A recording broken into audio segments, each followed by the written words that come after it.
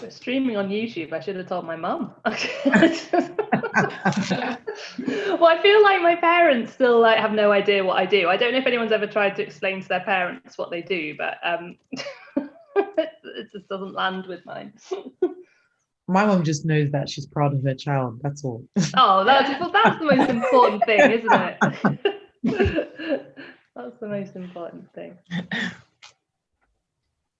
Oh, somebody in the chat has said good morning. Mary, where are you?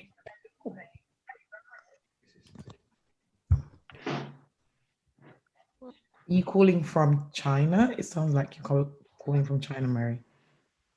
Oh, wow. Western Australia, wow. Wow, it's good to see you. Good to see you. This is a far-reaching network, guys. Absolutely. I feel like this is our first Australian guest on a call as well. Nice. So go. Wow. We totally tell everybody that we're international now because we are. It's fantastic. Yeah. Brilliant. Okay. Oh, thank you. We do have lovely accents. We look forward to hearing yours soon, Mary. There will be some interactive moments. So, yeah, hearing from you as well. Don't panic. Okay, we've got a good number of people here. So I am going to start recording. And get cracking.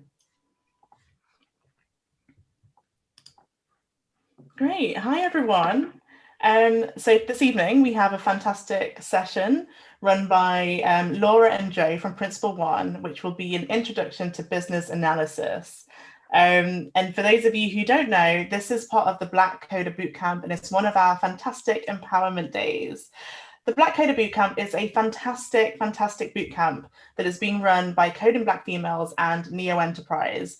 It's a 6-month coding bootcamp where people are learning the skills to be full stack developers. But in addition to that, we have built in some amazing empowerment days where people get to learn loads of additional really interesting skills. So really excited to have everybody here this evening. We're going to get a really fun introduction to business analysis. And just as well, Principle One have been involved in supporting Coding Black Females and the community for quite a long time. We've run events together before.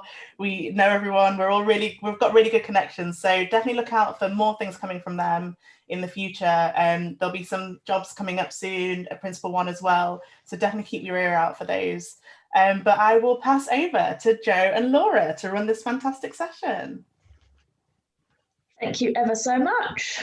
So I'm Laura and I'm joined by my colleague Joe, colleague and friend. So probably most importantly to let you know, we are from the West Midlands. So we're bigging up the West Midlands. So Principle One, we are a reasonably small organisation set up in about 2018. We've got about 30 members of staff at the moment. What we tend to focus on, the services that we give are systems engineering, solution and system architecture, and also business consulting services. And we tend to focus, not exclusively, but predominantly we like to look at the law enforcement space and the national security sector.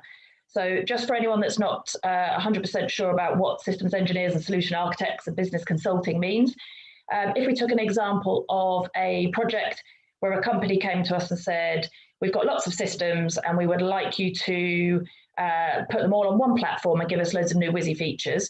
The systems engineering team essentially look at the design of that whole system.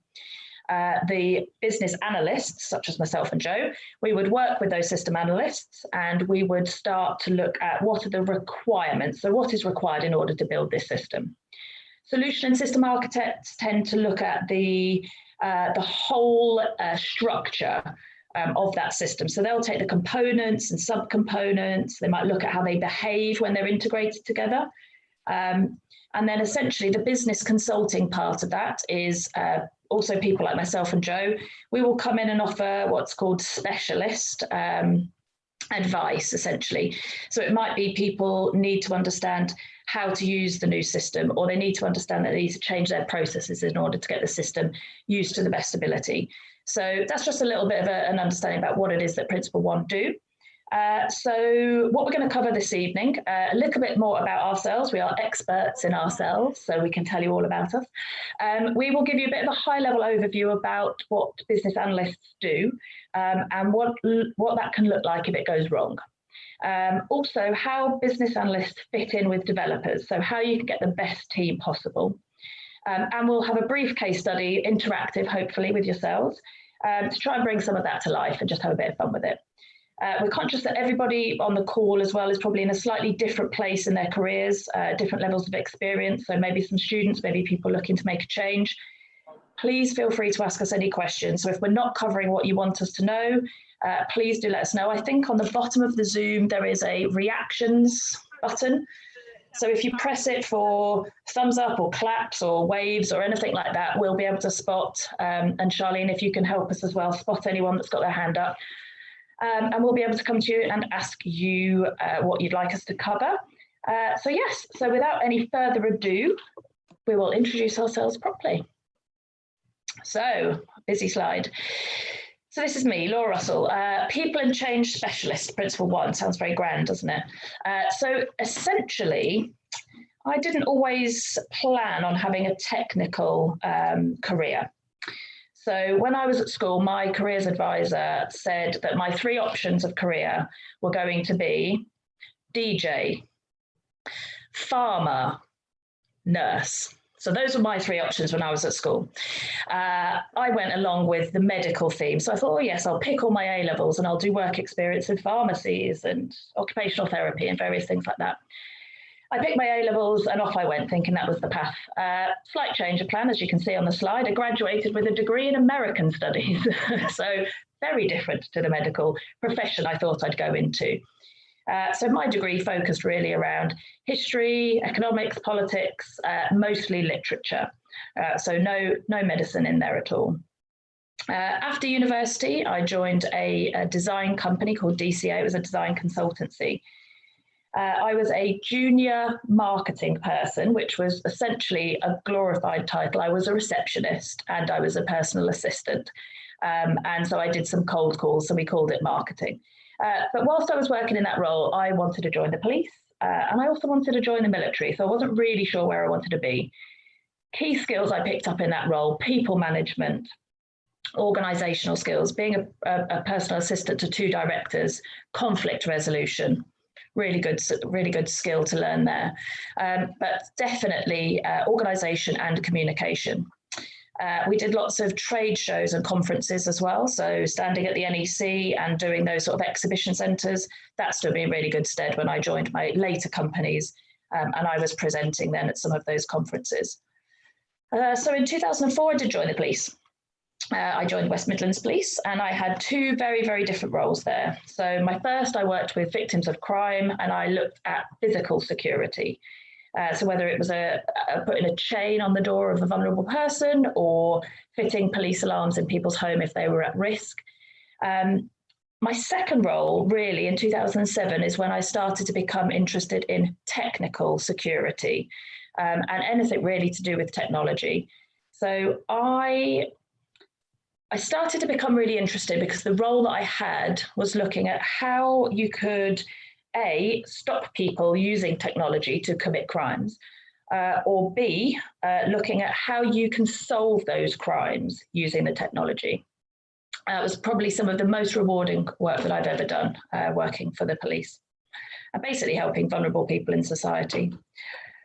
So then 2010 rolls along and I thought, actually, I can see some of the capability that we have in the police. I can see some of that dropping off and really didn't want to be in the position where we wouldn't be able to find people who are vulnerable or help people if they needed help. So I thought, what I'll probably look to do is find a job where I can maybe help people who are in my role. I looked around and actually I decided to join BAE Systems, or Detica as it moved to. And I joined them in 2011. One of the biggest things I discovered, massive language gap. So between working in the public sector and moving into the private sector, that was a real big change for me. So it took a good few weeks, probably 6 weeks. I felt absolutely out of my depth. Oh, I've made a terrible mistake.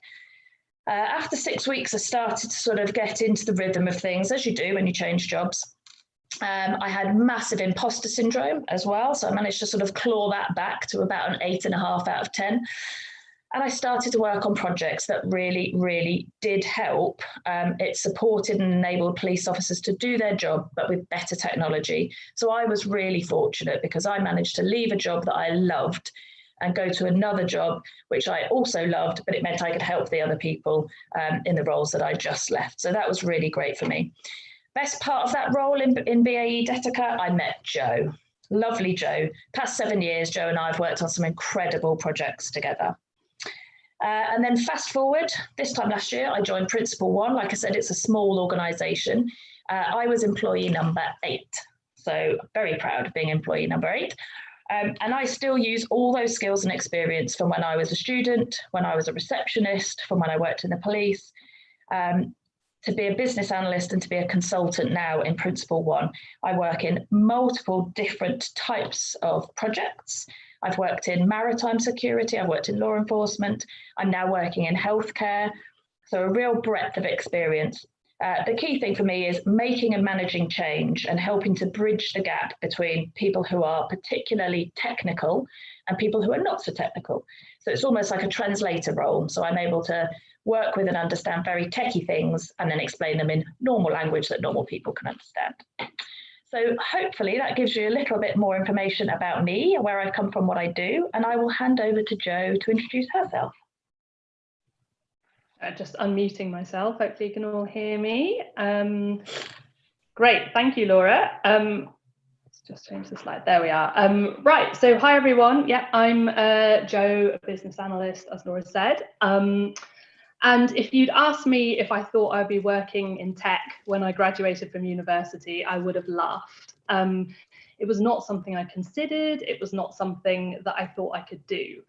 When I was little, I used to want to be a doctor.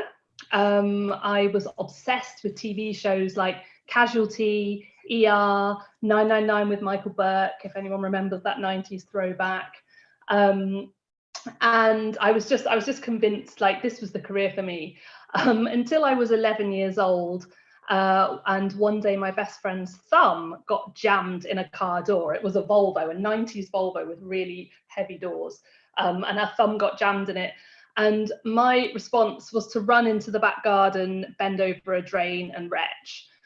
So I realized at that moment that whilst I might have liked the idea of medicine, I probably wasn't cut out for it. So I decided then for the rest of my studies just to stick with what I enjoyed, which was literature. So I graduated with a classics and English degree, and I still didn't really know what I wanted to do. But I did know that I was interested in public sector work. So my first couple of jobs were in the civil service. One at an agency that promoted technology and education, and then at the Serious Organised Crime Agency, which is now the NCA, or National Crime Agency, and I was an intelligence officer there. And I'd been there for about a year, and I found myself suddenly getting really frustrated with the IT. This was the first time I'd really shown much interest in IT. But as an intelligence officer, I was getting all this intelligence, and the first thing I had to do with it was understand if SOCA already knew about it, if we already had any record of this information. And this required searching across, 8 to 10 different systems, looking for different things. And these systems were so ugly, they were so slow, they were so horrible. And it was a massive part of my job. And I didn't realize it at the time, but looking back now, I think that was where my interest in user experience started, because I was essentially having a terrible user experience. And one thing I had seen in the civil service was that actually I'd seen a lot of consultants come in and deliver things. And I thought, well, maybe the only way to change this is from the outside. So that was probably my biggest career turning point. I applied to Accenture in 2011, and I got on their grad scheme. I was pretty lucky. And that was a huge shock to the system. Like Laura said, going from the public sector into the private sector is such a change. And this was such a fast-paced company, really corporate, really global. And that was where I started working as a business analyst. I had no idea what the role was. It was just, a role they put their junior staff in. So I started doing that, and I'd been there a couple of years, and I'd worked in financial services and pharmaceuticals, and I found myself really missing the public sector. I really missed sort of the mission and believing in what I did. So I decided to apply to BAE Systems because I knew that they did a lot of work in national security. So as Laura said, that's where we met. It's where I specialised as a business analyst. It's where I specialised in the law enforcement and national security domain.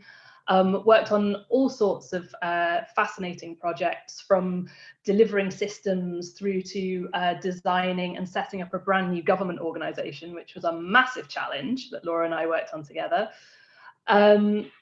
So that was brilliant. And then in 2020, I decided it was time for a change. So I moved to Principal One. Laura said she was employee number 8. I think I joined about 6 months later, and I was employee number 23 or 24. So the company had really grown significantly in those few months, and they'd recruited a lot of graduates in particular as well. So I've been doing a lot of coaching and mentoring with them. But it's it's really great to gain some experience of a small company, and to just as well as keep building my business analysis skills, to do some different things as well. So I'm doing more user-centered design, but I've also been involved in marketing, branding. I've written stuff for the website. So it's really great to have a go at other things that interest you as well. So I guess those are quite lengthy bios we've made you sit through there, but I think the point we both wanted to make is that neither of us have technical backgrounds. Neither of us did a degree in computer science or anything like that. And I guess just to say that, you know, we've had these sort of 2 different pathways into the tech sector. Obviously, you guys either can or are learning to code, which is a hugely valuable skill. But we just wanted to say as well, don't underestimate the value of the softer skills that you will have gained through whatever you've done, you know, whether it's studying or work or volunteering or anything like that. You know, the communication skills, the people management skills will take you a really long way in the tech sector as well. So what is a business analyst and why do I need one?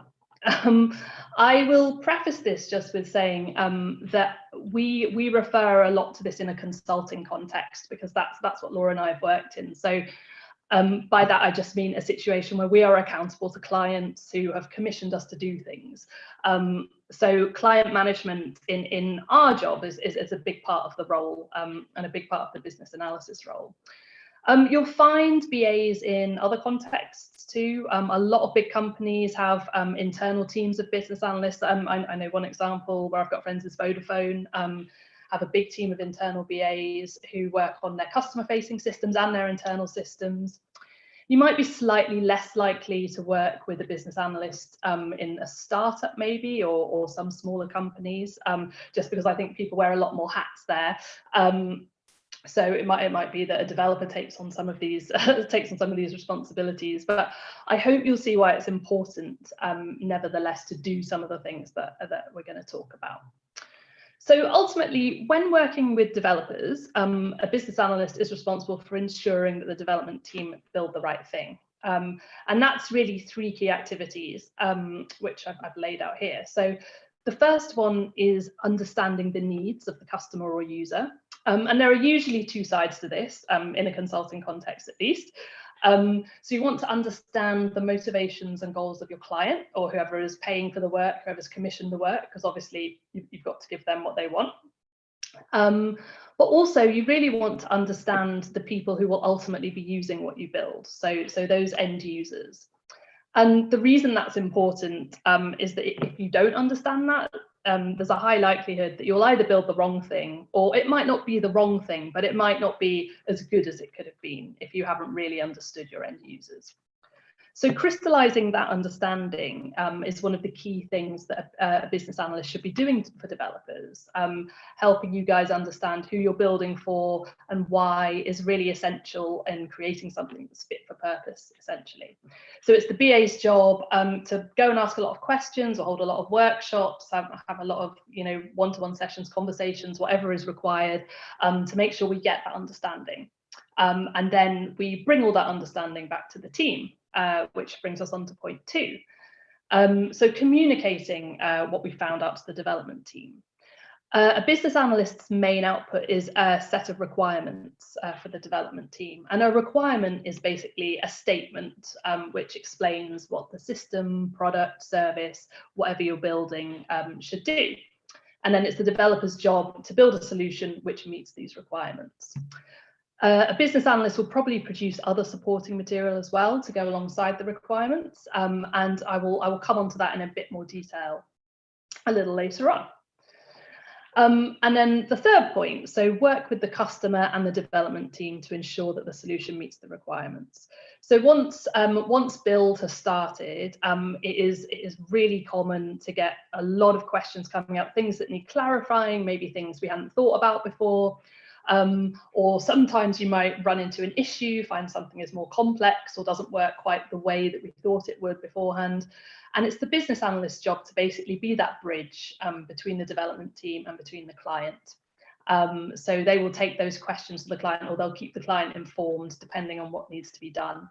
And again, that is really important just from the kind of managing the client's expectations side of things and keeping them informed as to where we are and what's going on. So what I'm going to do now is talk through these 3 points in a little more detail, and then we will look at an example of what happens when it all goes a bit wrong. So, understanding the needs of the customer or user. So this quote is attributed to Henry Ford, the founder of Ford Motors, but is disputed. So it tells a nice story for the point that I want to make. So go with it. But he allegedly said, if I had asked people what they wanted, they would have said faster horses. And he, of course, built a car instead. And I think for me, this really highlights the art of business analysis. So I'm absolutely not saying don't ask your users. Obviously, you have to ask your users or customers what it is that they want. But where a business analyst brings value is in not taking what customers tell you kind of at face value. It is the business analyst's job to analyze, to sort of think about what they've said and really extract what the need is or what the requirement is. So an example of that here, say we were having a workshop and a customer said, I want a faster horse. The business analyst would be sitting there thinking, okay, well, the actual need, the actual requirement there is to travel faster, is not to have a horse. But you probably want to dig into the, why they said a horse. The horse is part of it. So as you have that conversation, it might transpire that actually users, find out that horses take up a lot of space. They're expensive to keep. They're not the safest way to travel. And if you want to travel in a family or in a group, you either need a carriage, which is also expensive, or more horses. So in the course of that conversation, we might have extracted more requirements. So maybe the solution needs to be able to carry multiple people. Maybe it should be possible to keep it in a compact space. And maybe we want to add some requirements around safety measures. But what is really, really important is that those requirements will not mention horses. They will not state, that the solution is a horse. They will just state what the needs are that we've extracted. And the reason for that is that it leaves space for engineers and developers to come up with the best solution to meet the requirements. It gives space for creativity and for thinking outside of the box. It basically gives you the potential to design a car as the response to those requirements. Now, I'm not going to lie, sometimes the horse is the solution. Sometimes the horse has to be the solution. And there are various reasons for that. There are other constraints that your client may have, particularly in the public sector where we work. Budget can be an issue. Sometimes there are just other things that they haven't got the money to consider, like business change. Laura touched on this a little bit earlier, but the business change in this example would be, you've got a bunch of people who are used to riding horses and you suddenly give them a car. Well, at the very least, you have to teach them how to drive a car. And the same thing applies with systems. If you build a system in isolation and you don't communicate with the users, you don't sort of bring them on the journey and tell them, what the benefits are and why it's important, they won't use the system. And Laura and I have seen this happen, and indeed have been on projects which have been set up solely to, you know, convince users to use the system. So yes, I think sometimes, unfortunately, the solution has to be the faster horse, but the point is the requirements should let the team at least consider the potential for a car. So just a little bit more on what requirements tend to look like. So as I said, a requirement is a statement about what the system or product should do, and a good requirement should state what, not how. And there's a few examples on here. So the two at the top are in what we call a system requirement format. So the website shall allow users to search within a date range, and the app shall display the top 10 most viewed news stories. As you can see as well, these are quite high level, and they're trying not to, it's quite a horrible word, but solutionize. They're trying not to specify the solution. It's quite normal as well to have more detailed requirements, you know, as you get further into requirements gathering work with your clients or your users. But again, the point there is that they've been through the scrutiny and they've really been assessed to be requirements, you know, rather than just writing down exactly what they've told you. The one at the bottom, the Instagram user one, is what we call a user story, which is just a different format for a requirement. It follows the format highlighted in yellow. So as a user type, I want to be able to do a thing so that, in this example, I save time. So as an Instagram user, I want to be able to upload multiple photos in one post so that I save time. And this is quite a useful way of writing requirements, I think, because it gives you that bit of extra context. So firstly, it's framing it from the user's perspective. And secondly, it's obviously giving a justification for it. Why does this requirement exist? And I can certainly say, as a business analyst, I have previously written user stories, and I've got to the so that bit, and I've thought, oh, I'm not sure why. So it's really, really good to check that the business analyst actually understands why the requirement exists. But I think it's also useful for developers, you know, to have that extra context about where this requirement has come from and why, because the more you understand and can empathize with your users, the more likely your solution is to meet their needs. So I also mentioned as well that business analysts may supplement requirements with other material. So these are just some examples. It really depends on the nature of what you're doing, but these are some common ones that you might see. So a wireframe, obviously, if you were building a website or maybe a new page in a system, a wireframe can be a really useful way of just showing how a set of requirements hang together. So again, it's not supposed to be prescriptive as such.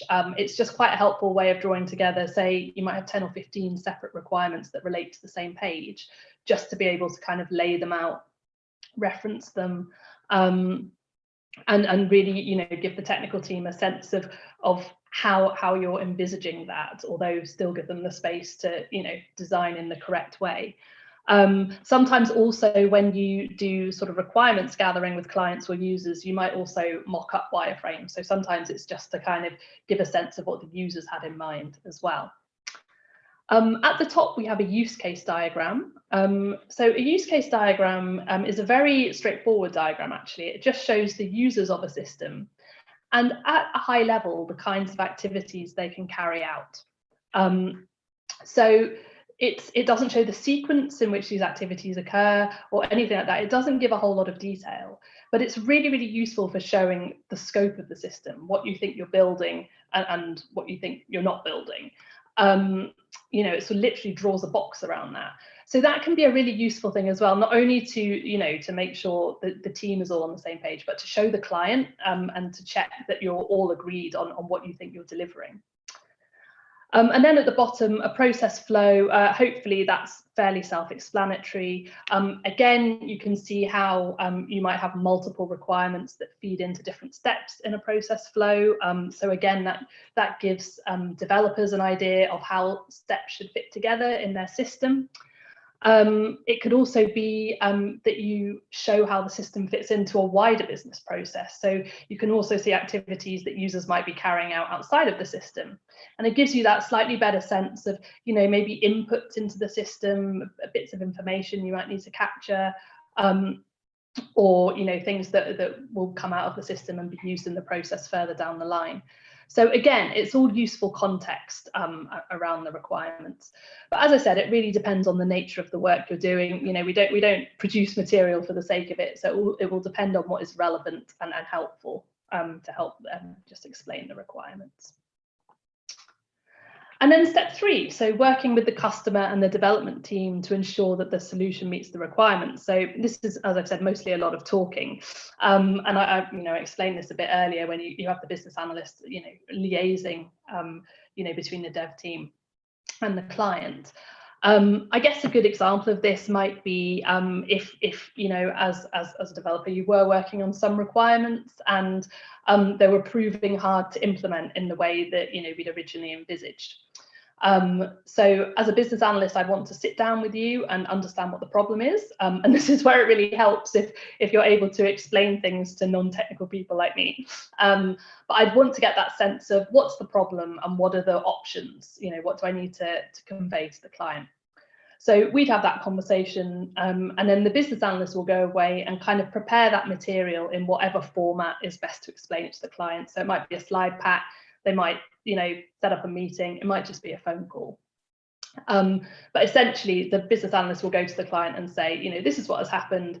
To do it the way we originally said, maybe it's going to take us 4 weeks instead of 1. So do you still want us to do that? Or, should we follow a more straightforward option? Do you want to reprioritize? And it might be that the client wants to have conversations internally as well to reach a consensus. So a business analyst will often also facilitate those sessions and really help push towards a decision. And then once that's made, they will bring it back to the dev team and confirm, how to progress. And as I said before, again, it's the main reason for this is that it's really important to keep the client informed. So, the minute you hit a problem, really, if it needs client input, you want to be telling them. And that's no bad thing. It's really normal to run into issues and complexities and, things that are more difficult to implement than originally anticipated. But the main thing is you want your client to know that. It's what you want to avoid is, nasty surprises being revealed to the client in 4 or 5 weeks' time. Because that doesn't tend to go down well. So it's really, a piece of relationship management, I think, and keeping the client informed. So we've talked about the key things a business analyst should be doing when working with developers. And this is a bit of a cautionary tale of what can happen when some of those activities either aren't carried out or aren't done very well. So what happens when you make assumptions about the people who will use your product or service? Well, Fresh and Easy was a supermarket chain that Tesco opened in California in 2007. So they had ambitions to open over 1,000 stores from coast to coast, and cracking America was supposed to deliver decades of growth for Tesco. It was being driven by the chief executive at the time, Sir Terry Leahy, who also famously called Ocado a charity because their profits were so low. And I don't know if you guys know, but at the end of September, Ocado overtook Tesco as the UK's most valuable retailer. So that was quite a big dose of karma. But anyway, this project was supposed to cost £250 million a year. And it was anticipated that Fresh and Easy would break even in its second year of operations. By the end of the first year of operations, Tesco had 150 Fresh and Easy stores, and not a single one of them was making a profit. So instead of expanding and building the additional new stores they'd originally planned, they were having to invest that money in remodeling the existing stores instead to try and make them profitable. At the same time, they were making losses on the food distribution centre and warehouse that they'd had to build on the edge of the California desert to supply their stores. But to be financially viable, this centre needed to supply 500 stores, and Tesco only had 150 at this point, but they never got beyond 199, and they never expanded beyond the west coast of America. In the end, Fresh and Easy was in operation for 5 years and never once made a profit. And just to show you how much of a profit they did not make, I've apologized for how blurry this graph is, but this is negative millions of pounds. So this is all the profit they did not make in their years of operation. And with that forecast for 2013, which looks like about minus 130 million, Tesco decided that was enough. So they closed their stores, sold them off, and they exited the US market at a cost of £1.2 billion. So what did Tesco get wrong? Because they also apparently carried out 3 years of intensive on-the-ground research in the US. But despite this, they ultimately ended up importing a British supermarket to the US and essentially misjudged their market enormously. So in terms of location and store size, Tesco opened small stores about the size of a Tesco Metro in the UK. And they did this in a really car-centric part of the US. You know, people were used to driving around and going to huge supermarkets.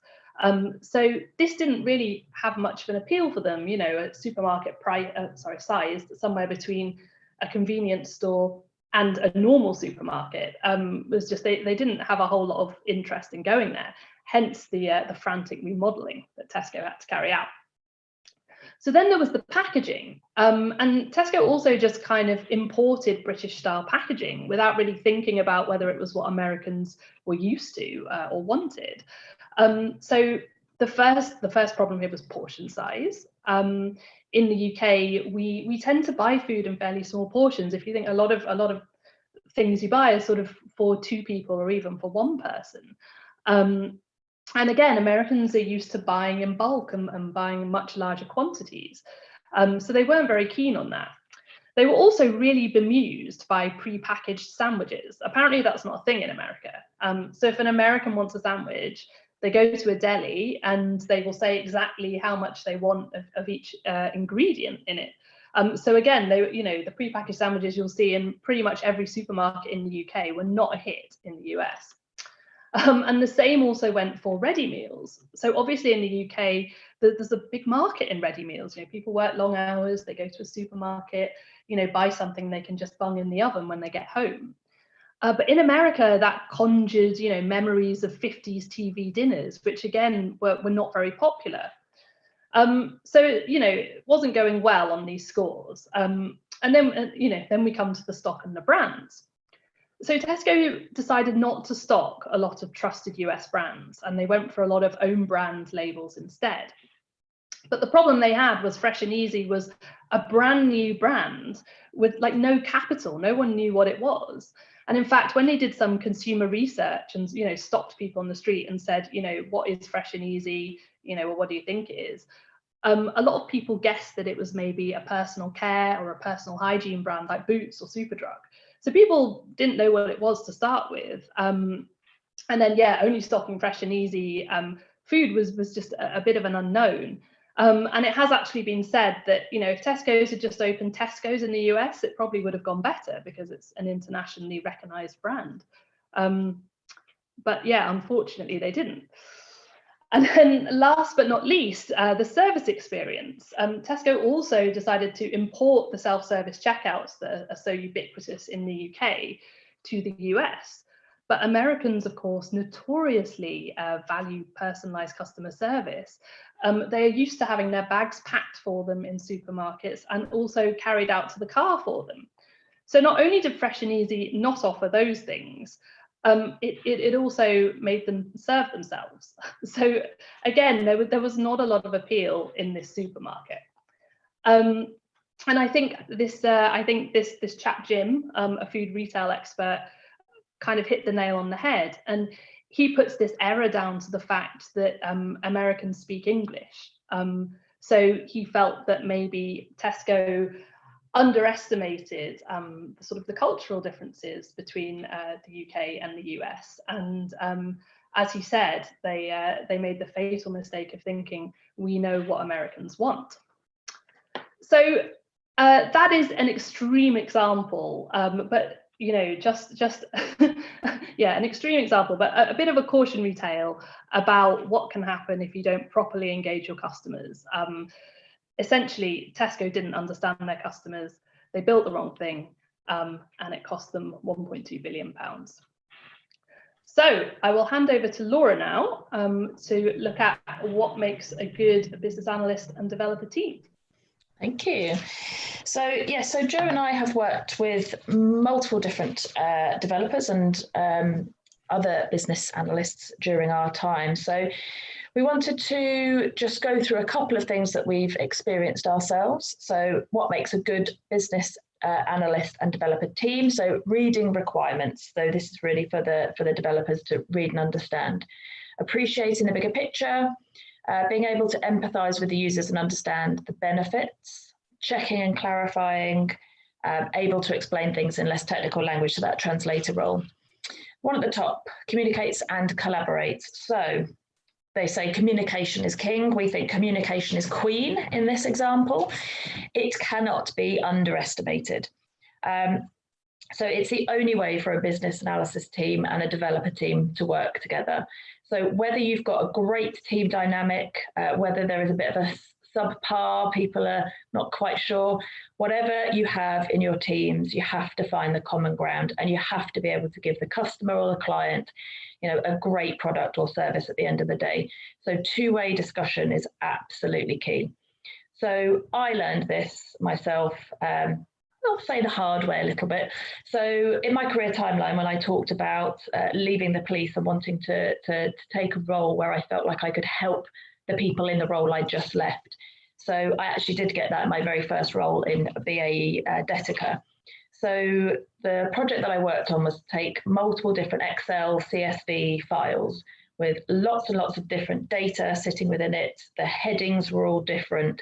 The idea was to sort of munge it all together, standardize it, and produce one standardized Excel output. So I came into this as the business analyst. I had no experience of being a business analyst, but I came at it with my user head on. So I said, I used to be one of those. So I can tell you, developers, all the things that will make this better. So from Joe's example, right back at the beginning, I was the person that said, I need a faster horse. So ultimately, I approached it saying, what we need is this, what we need is this will make my life better, that will make my life better. So I didn't actually produce any requirements for it. I just gave a shopping list over to the developers.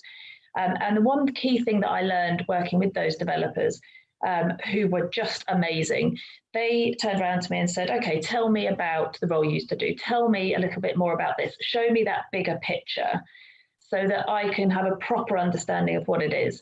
And those developers did exactly in that Henry Ford case where they said, okay, so actually your requirement isn't this, this, and this. Your requirement is X, Y, and Z. And it was such an eye-opener for me. So I had some really valuable teaching from them. The thing that I was able to show them was the user side. So I helped them understand the benefits of that user-centered design. So sometimes people will come up with ideas that are extremely logical from a technical perspective. When you speak to a user, they'll say, well, that's fine, but our system doesn't let us do that. And if you implement this system, we will then have to find a workaround and we'll have to find loopholes and we're not going to use the system properly. So sometimes just because a solution is technically sound and very logical, you still have to factor in that user experience. So I also learned a really key point with developers as well. When I would go out and speak to users and say, what sorts of things is going to make this better? I'll take some feedback. They might say, oh, we want these cells instead to be blue rather than green because we find it more visually appealing. I made the mistake of going, oh, I'm sure that's going to be really easy. Don't worry about that. We'll get that done for you. Went back to the office, spoke to the development team who said, have you seen how much code sits behind this tool? And they showed me and they said, it isn't just a case of clicking a button saying change the color. We have to go through all these lines of code and we'll have to physically change all of this stuff. So we could do it, but it's going to take this much effort. It's going to cost this much money. And actually, do you think the users would rather go for number 4 on the list? And instead, we could do 6 different things in the time it might take us to try and cover off that one issue. So I learned really, really quickly, Definitely don't promise users stuff because you think it's easy before you spoke to the developers, because they know exactly how much time and effort it's going to take to make those changes. So I learned that things that I thought, from my perspective, might be quite trivial, definitely were not trivial changes. So when I explain that to the users and the customer, they then reprioritize that list. So sometimes it's called a backlog of data, of items. So they said, actually, what we'll do is we'll reprioritize, and we'd actually like these 3 things doing instead. So everybody was happy with that outcome. So that's some of the key things that I learned going straight in as a sort of new business analyst. Was I learned what not to do. So it was really the Tesco example for me straight off the bat. Jo, do you have any examples that you want to share about good partnerships? Yeah, I guess I got 2 that revolve around the same thing. So one of my less ideal experiences, I guess, was working with a guy who was a really good coder, but he wasn't very experienced, I guess, at kind of working with a team and working with a business analyst. So I would give these requirements, as I did, and he went and built something like really cool. It was a really creative solution, but it didn't meet the requirements. So we kind of had this awkward, conversation where I said, that's really great, but actually we've agreed with the client that, we're going to do X, Y, and Z, and you've sort of done X, A, and B. And, it was a bit of a difficult thing, because whilst it was brilliant, it didn't meet the needs that we had captured. So actually that ended up building in a bit of extra time and cost, and was a bit of extra stress for the dev team, because they had to rework what they'd done. So that's kind of one example of what can happen when the requirements are not read, or not even that, because there's nothing is definite, but he could have had a conversation sort of with me about what he was doing, I guess, rather than just doing it and then showing me.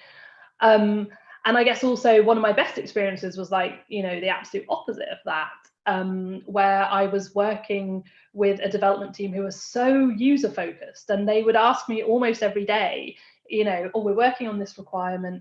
Do you think the users will like this? Like, actually, we have option A and option B, which will be better for them, which do you think they'll prefer?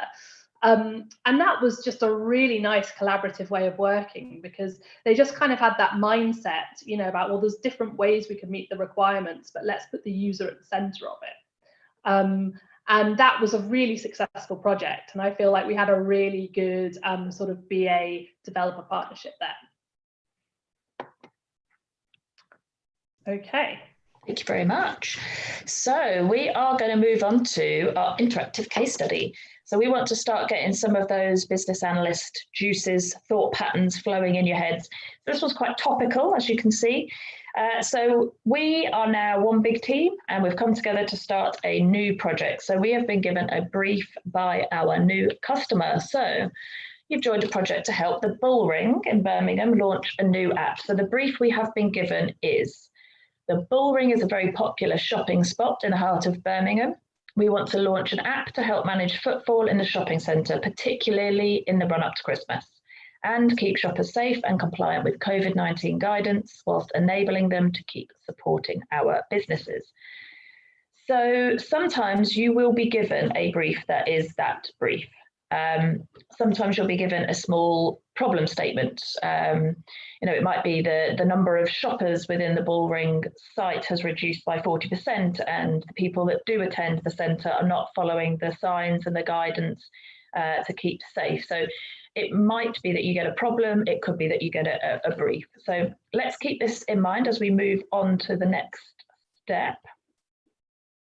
So just wait for the slide. What do we want to know? So the brief is in the lower corner there, so if anyone needs to refer back to it. So based on that brief, there might be some things that you want to know in order to get started. So these are your clarification questions.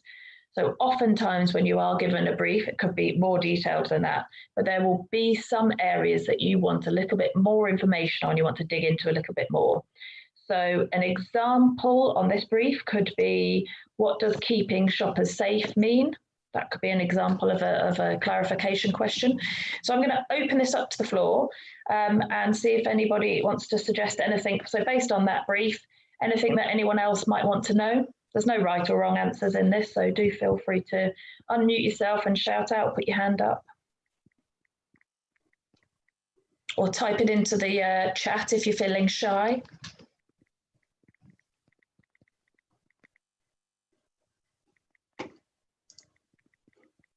Silence. Okay, so we've got one in the chat. So are we trying to manage footfall into the shops or the whole shopping centre? What are the flow numbers? What does help manage footfall mean? So these are all coming up in the chat. These are all really, really good clarification questions.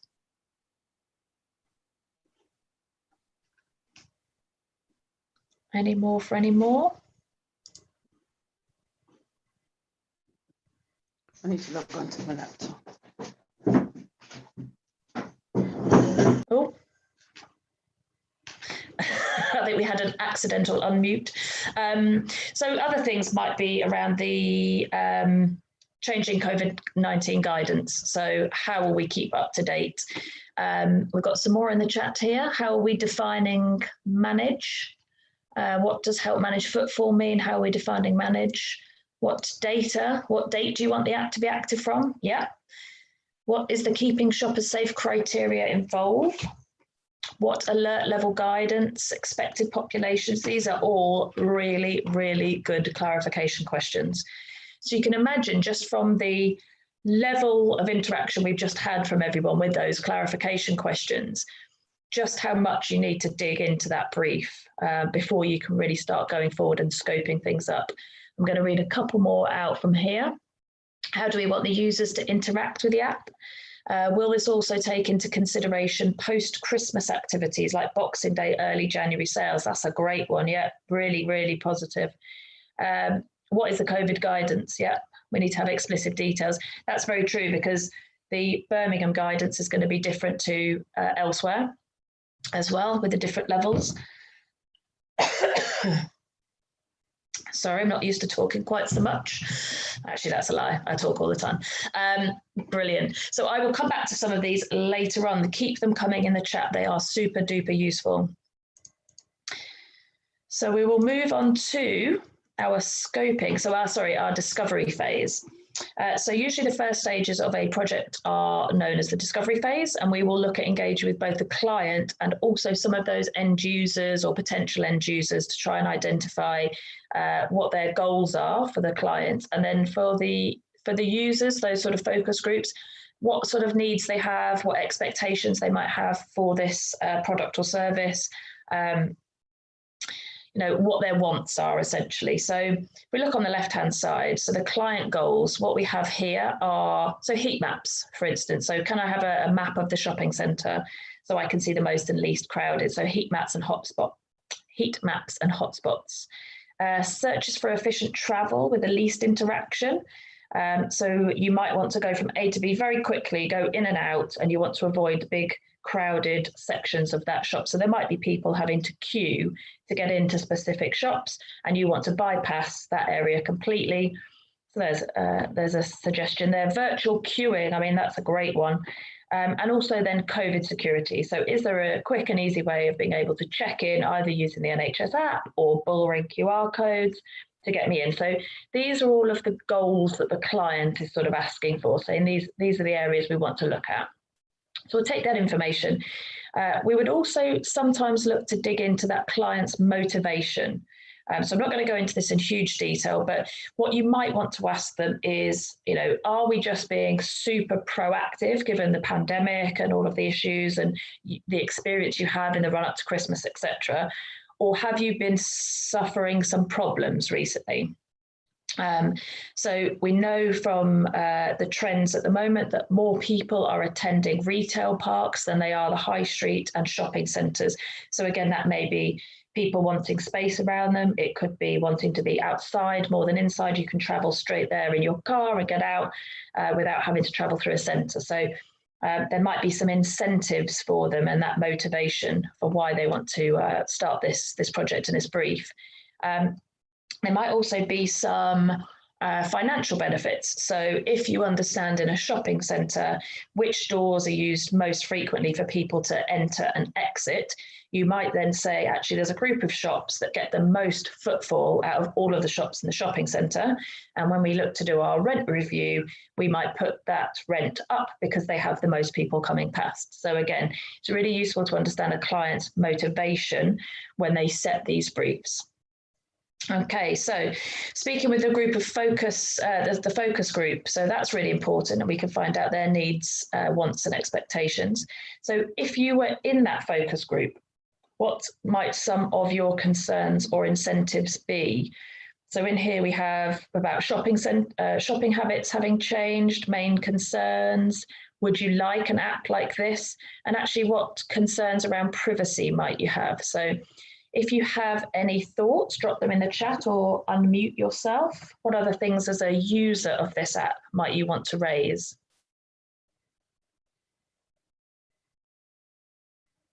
Okay, we've got loads of things in the chat, which is super useful. Will people without smartphones be able to attend the shopping centre still? Emily Heapy, I recognise that name. How do we take into account people who don't have phones? That is also really, really good point. Is the client the individual businesses or the bullring management? I mean, these are great clarification questions.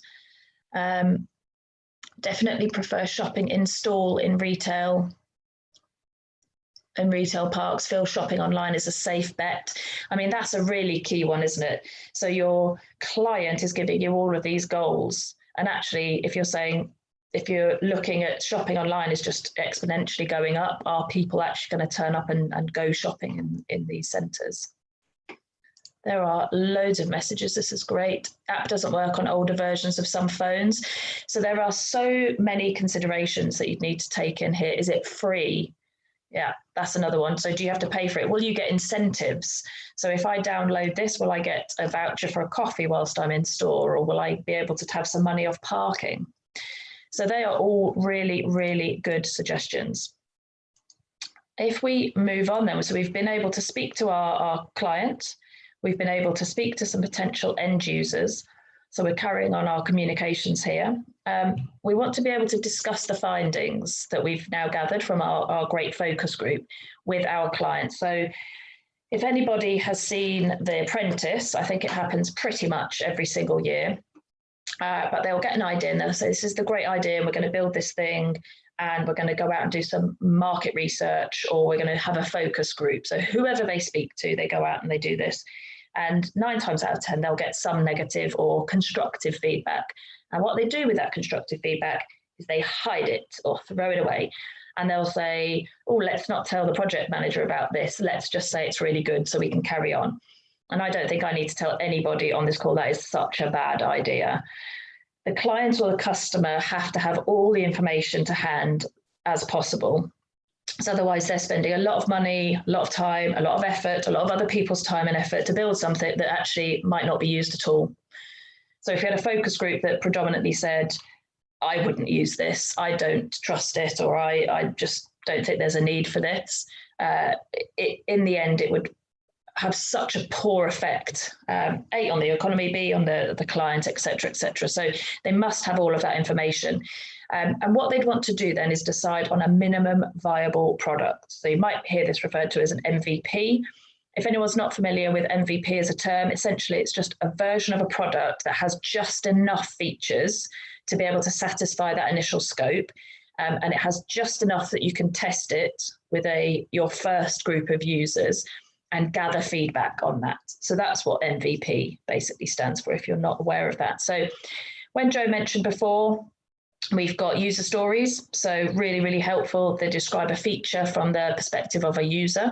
So I've got 2 on the bottom here. As an app user, I can see a map of the bullring which displays crowd volumes so that I can see which areas to avoid at a given moment in time. Also, as an app user, I can pay for my parking in the app, so I do not have to touch the machine or queue to use it. So anybody want to throw out a user story? Make one up from the either must-have or stretch features.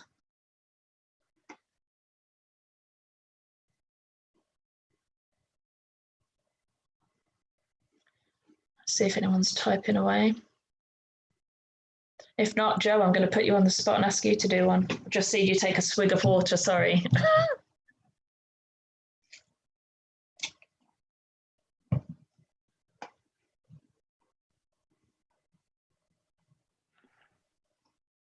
I've got you, Joe. He's waiting for me. I mean, wow, I think as a user, if I've been in that focus group, I would really want the virtual queue for a toilet. And I think I want that even outside of COVID, to be honest. So I was going to say, as an app user or as a female, I would like to be able to join a virtual queue for the toilet, just so that, I guess, under COVID circumstances, one, you know, I'm not having to stand in a queue or, you know, expose myself to a lot of people, but also just because, you know, if there is a big queue, like if you're at the theatre, for example, something like that, you can just get on with what you're doing and then, you know, save time, essentially, so that I can save time. And no one likes queuing, do they? Even if they're British. Thank you very much, Joe. Welcome. I can see one message from Natasha in the chat, the parking one, definitely. Yeah, I think that's a really good one. So once we've scoped out, so we have our must-have features, or maybe we have some stretch features as well. So we've done our scope. We then move on to the build phase. And with the build phase enters the mighty dev team. So we talked quite a lot about the different roles and responsibilities of business analysts, so I'll briefly recap some of those on the left-hand side. So writing those user stories we've just talked about, providing additional material, so it might be user personas. So essentially user personas might be a fictional character, but based on lots of elements of how real people might shop. So pull those together, we might have some wireframes. We might want to dig into those sort of broad types of users a little bit more. Communication and engagement, so helping to resolve any questions or outstanding decisions with the customer. We also might help with testing, so testing the app with the users and then feeding back, so you have a nice circle of feedback for that MVP. So what do the dev team need? We mentioned before about this supporting material. So essentially the developers will discuss any of that material in a team. They will then make sure that they share a common vision to go forward before they split up and start building things simultaneously. If the dev team didn't have that communication and that common vision, then it would just be lots of single developers building lots of single things that they think are right based on their interpretation of a requirement, for example. And then when you come to put all those things together, so when we talked right back at the beginning about that sort of solution and system architect of looking at how those components behave when they're integrated together, you'd find if everyone went off and did their own thing, that nothing would integrate together. So having a common vision, dev team working together, really, really important. Silos don't work for anybody, don't work for BA teams, they don't work for dev teams either. So estimating how much effort it will be to deliver each user journey. So that comes right back to that example that I gave where I originally thought changing the color to blue was something that was quick and easy, could be done in half an hour. The dev team will then be able to look and say, actually, these are all of the estimates for all of the items that we can see, and then you can prioritize based on knowing how much effort, how much cost they're going to be, etc. Taking the high-level requirements, and digging down into granular detail. So breaking the user stories down into those technical tasks, that'd be something that's definitely a developer task there, because I certainly wouldn't have understood from coming up with a requirement what actually needed to happen to get that sort of thing done.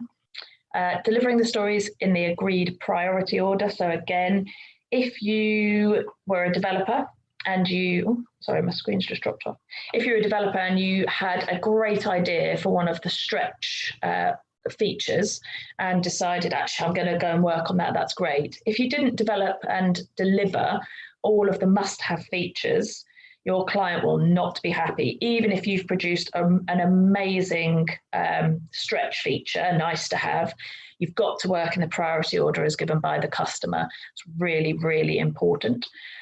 Seeking clarification from the business analyst where necessary. So again, we've said communication is absolute queen. Seeking clarification. So this part for me is about feeling empowered, essentially. So you could be given some requirements, you could be given some user stories, but you should feel comfortable enough that you can go and question the business analyst or ask those questions. So if something isn't making sense, then ask the question, get more clarity. It's absolutely your position to do so. And the business analysts like having those conversations. They like taking in, well, I say they, Joe and I, for instance, but the majority of the people that we all work with, the communication, the collaboration is absolutely key. So being able to have those conversations, and for a business analyst to feel that they have supplied you with a solid set of requirements is really, really important as well. So if you don't understand anything, if you're put into a position where you're in a developer's team, for instance, and you're not sure, then push back and ask for some more clarity.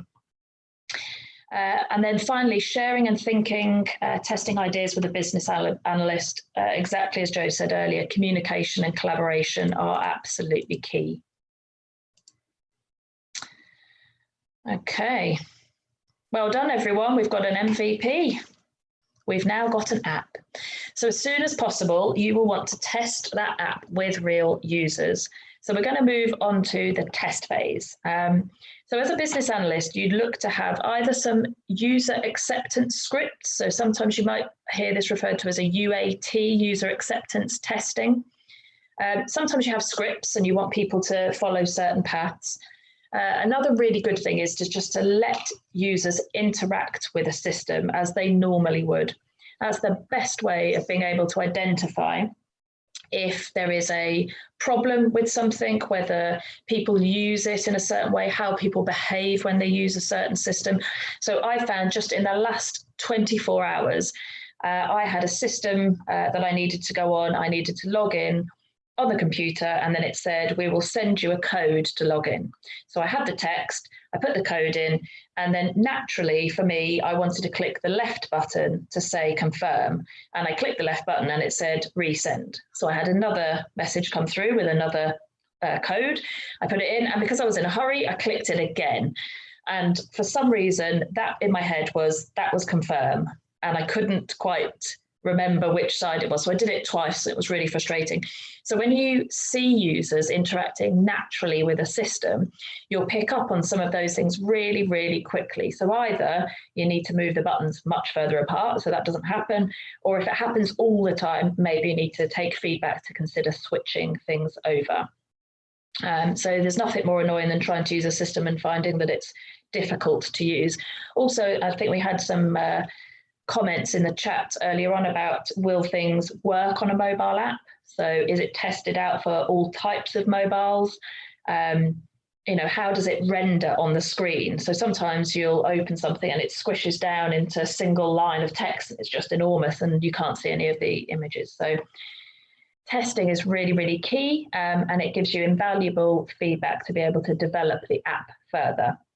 I said it right from the start when I first left policing and joined a sort of consulting land, was I can build something that I think is brilliant. I could design something that I think is real, you know, top notch. But if you give it to a user and it's not helpful, then it's absolutely useless. So you might think it's great, but again, testing with the users is so important.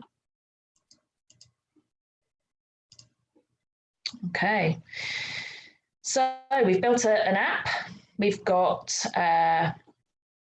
what do we have here? Right, so we have an app, we've iterated. So in case anyone's unsure, I don't want to patronize anyone if everyone knows, but we've got different levels of experience and understanding. So if you're not sure what iteration is, it's essentially a loop.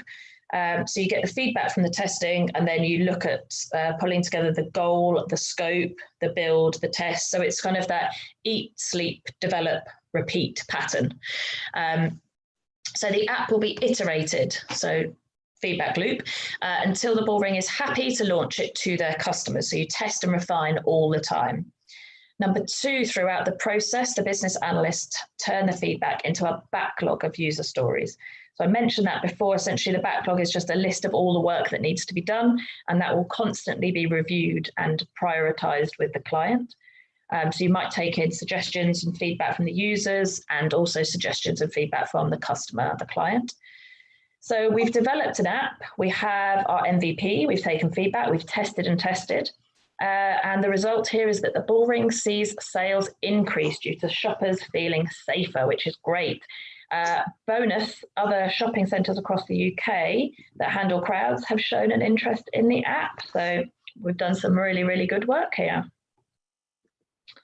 I'm going to hand over briefly to Jo just to do a bit of a recap for us. That's great. Thanks, Laura.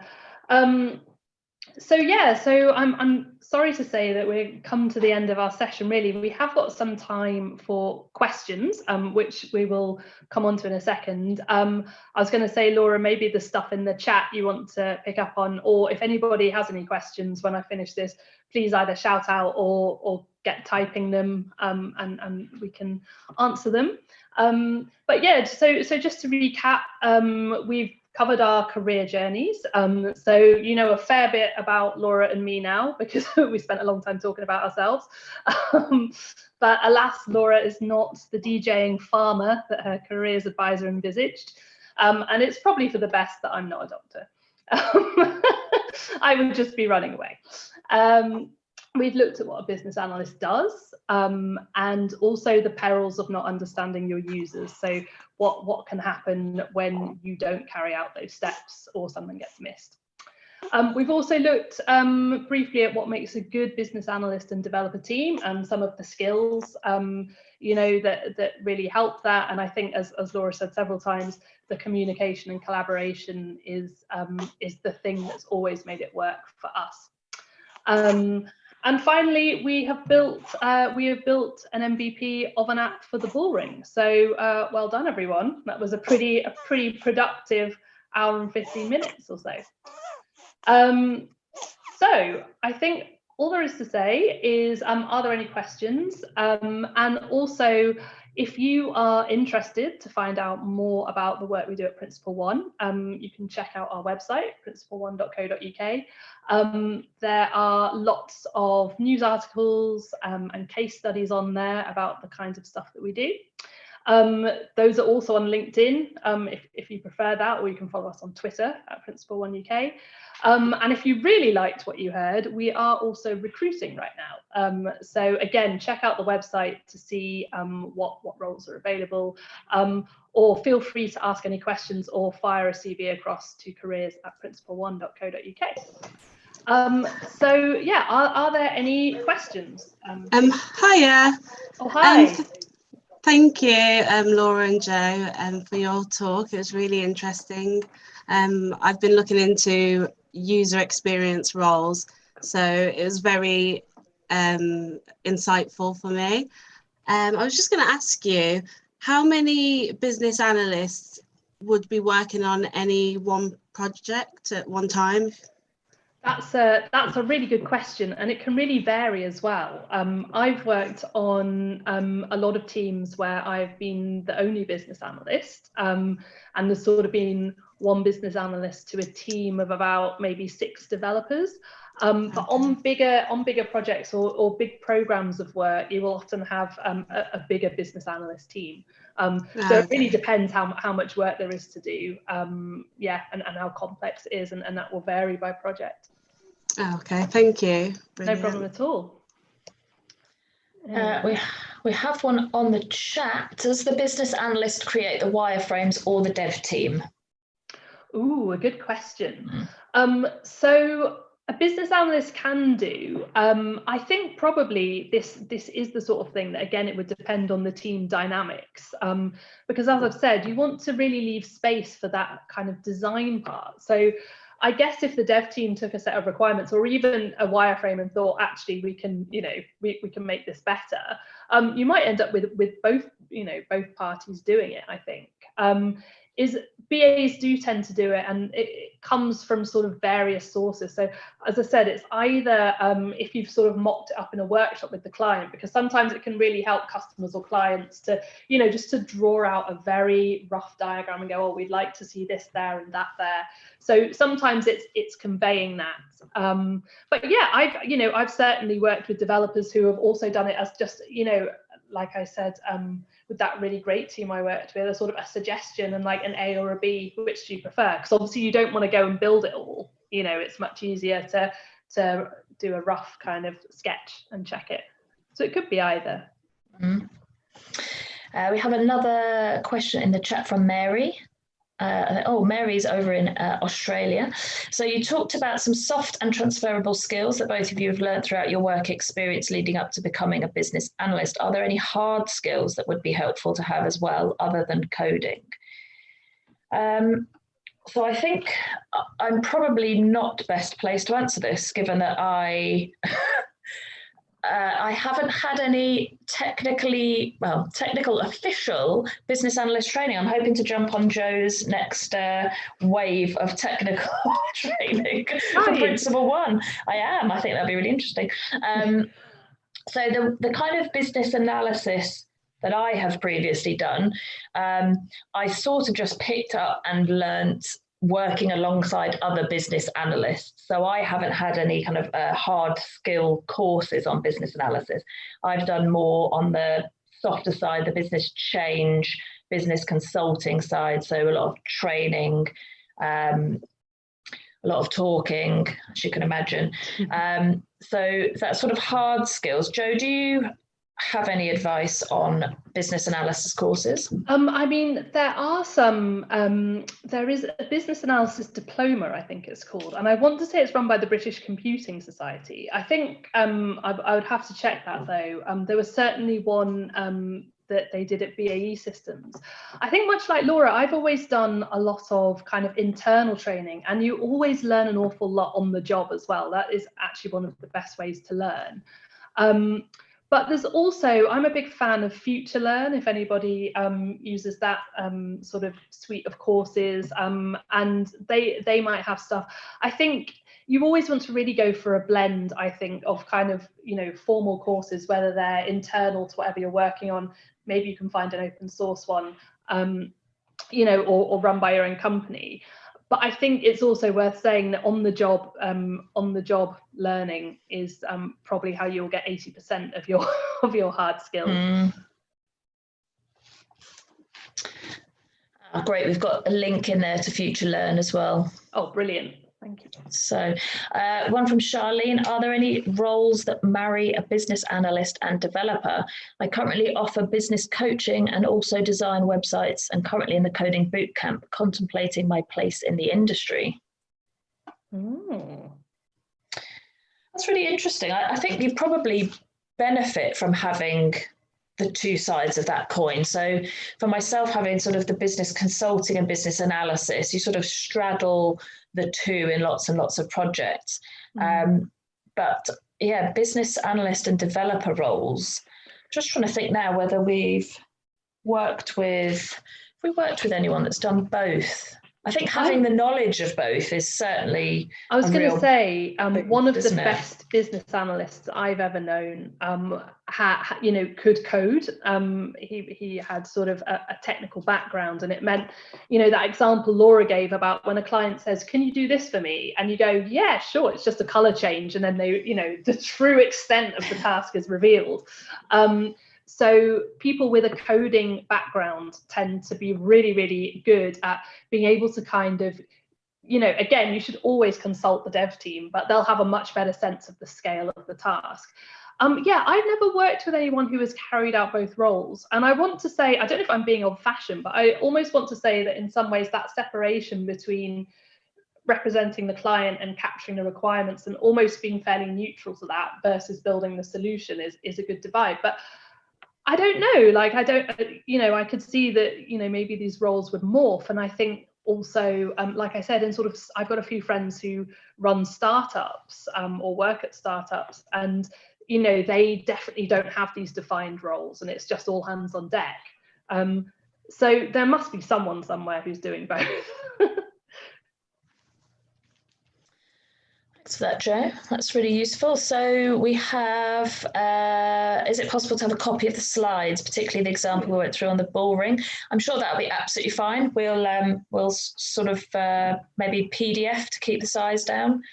We'll send a PDF over to Charlene. Make sure that one gets up. What else do we have here? So the video is now available on YouTube. Fame at last. Woohoo! Yay! What business analysis tools do you use on a day-to-day? That is a really good question, actually, and it's one I get asked a lot. And I have to say that because we sort of use this kind of agile user story approach now, we use Jira a lot for sort of user stories. I like Balsamic for wireframes. In the olden days, when we wrote more systems requirements and user stories, I'm really embarrassed to say we just used Excel all the time. You know, that most commonly you would have your requirements in a big Excel spreadsheet with a ton of filters on it. So those are the things that we tend to use. And Visio can be a good one for drawing out processes. I mean, there's all sorts of things out there that can just help you map this stuff out really quickly. I think Balsamic, though, is one of my favorites for wireframes, if anybody wants to sort of dabble with that, because it's very intuitive and easy to use and just helps you drag kind of really typical components that you would have on a web page or any kind of page, you know, so you don't spend ages sweating making them in PowerPoint like I used to. And we've got lots and lots of links going in the chat to those as well. Great stuff. Thank you for doing that. That's perfect. Hi, Laura and Joe. I just had a quick question. My name's Tessie. I'm from Birmingham, so we'll put West Midlands. I just had a question. This is a really in-depth session. I really liked it. And I was wondering if you do anything like this for Key Stage 4, especially my Year 11's business. Business analyst is one of the careers we've spotlighted this week about the pathways they can take after GCSE. So I was just wondering if you do any sort of these sessions and would be interested delivering it to our school in Birmingham. Thank you. That sounds amazing. It really does. We don't currently. I shouldn't commit her, should I, without asking the bosses? But sure, why not? I definitely think it would be interesting. I mean, I'm a bit flummoxed that farmer, DJ haven't come up on your list, but that's why it has to. That's why you have to do it, so they can see that we all have a chance, no matter what we've been told. You know? Exactly. Yeah, that sounds really interesting. So we definitely would like to take some information from you. And with it being West Midlands based, that's exciting because it's just up the road from where I'm living at the moment. So we'll take. Sorry to interrupt, Laura. I was going to say, I think what would also be really interesting there is obviously actually, I suppose, Laura, maybe you're more better acquainted with it than I am, but I am miles away from school now. So it would be really interesting if we were to do something like that to kind of, I guess, work with you as well, see what would land well, like the level of the material and how best to communicate, because I'm definitely not a teacher. But that sounds fascinating. Please, I don't know if your notes, your contact details are in the chat, but obviously ours are on the screen as well. So I'm sending an introduction email now. Great. Between both of you, Tessie and Maggie as well, so that the links all there. Brilliant. No, that's thank you so much, Charlene. Thank you both as well. Thank you so much. This is exciting. I'm excited. Any more for any more? 4 minutes. We could give you 4 minutes of your time back on a Friday night. Oh, okay, we've got one more. So has business analysis or the nature of your roles changed much because of the pandemic? Interesting. So I guess from my perspective, my roles since COVID-19 hit, so I have been fortunate to be able to continue working throughout. So I've just been working from home. the majority of the role, so I've actually been on a project to do with COVID-19, so I've moved into the healthcare sector for this, and yeah, the requirements gathering, like Joe was saying, the ability to just put everything into Excel just doesn't move fast enough with the pace, particularly with sort of pandemic work. So being able to understand all requirements, actions, so just going through an actions tracker, those types of things, being able to speed those up, automate anything that's coming in, those types of things, I think for me have definitely changed. They've come into the forefront of my mind, whereas before, I mean, I'm old fashioned. I like a bit of paper and a pen. I like to be able to draw things out to get my thinking straight. But the speed at which some of the projects move at, you don't have the luxury of being able to almost take that time and build those things. You need to get it into an automated system and start to process those. What about you, Joe? Have you noticed any mass change? I think this is a really interesting question, because I have seen positive and negative change. And like Laura said, I'm very fortunate to have been able to continue working from home. I think, as I'm sure everybody's found, sort of technology has really, people are using technology like they didn't before. It's really facilitated. I think a lot of organizations have stepped up their game because they've had to, like Teams experts. As I said, I'm not a Zoom expert, but I think it's been really interesting. What I've missed is the ability to have a face-to-face meeting when you need one. Sometimes it's just so much easier, particularly when you're trying to build a rapport with people, to get in a room, get round a table, see them in 3 dimensions. And even something like this, which it's amazing that we can do this, and we can all come together in a forum where there's people in Australia. Like, that's incredible. At the same time, sometimes it's quite surreal presenting to. I can see the slides in Laura's face, but it's really nice. It's really nice knowing you're all out there. The other thing I would say, though, is that one thing we did find was shifting to working virtually actually made us a lot more efficient in some ways. It sped up the project I was on at the time, because we've been before then meeting in person, and we were working with a team who they weren't London based, so they were coming into London for meetings, and that would mean often we'd want to set up a meeting, and it would be at least a week to kind of get everyone in the same place at the same time.